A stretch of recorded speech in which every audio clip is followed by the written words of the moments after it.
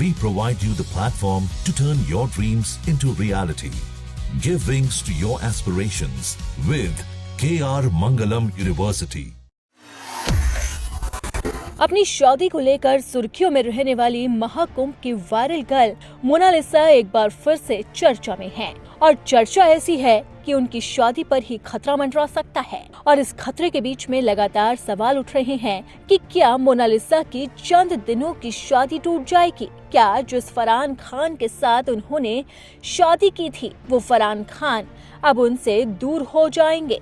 क्या मोनालिसा नाबालिग है और क्या लव जिहाद के तहत उनकी शादी हुई थी? इन सवालों के बीच में इस शादी के मामले में नया मोड़ आ गया है। दरअसल पारधी जनजाति से जुड़ी मोनालिसा को राष्ट्रीय अनुसूचित जनजाति आयोग की जांच में नाबालिग पाया गया। दावा किया गया कि केरल में फरमान खान संग विवाह के समय उनकी उम्र महज 18 साल से कम थी।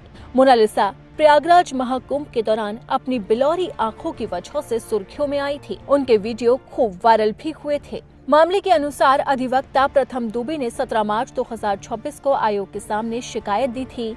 इसके बाद आयोग के निर्देश पर गठित जांच दल ने केरल से लेकर माहेश्वर तक दस्तावेजों और तथ्यों की पड़ताल की। जांच के दौरान माहेश्वर के सामुदायिक स्वास्थ्य केंद्र के रिकॉर्ड ने युवती की जन्म तिथि 30 दिसंबर 2009 पाई। इसके आधार पर 11 मार्च 2026 को हुए विवाह के समय उनकी उम्र करीब 16 साल बताई गई। जांच में ये भी सामने आया कि केरल में विवाह पंजीयन के लिए उपयोग किए गए जन्म प्रमाण पत्र में अलग अलग जन्म तिथि दर्ज की गई थी। जांच टीम ने इसे संदिग्ध बताते हुए संबंधित दस्तावेजों के आधार पर निरस्त कराने के निर्देश भी दिए हैं और इसी के साथ ही एक बड़ी बात भी कही है।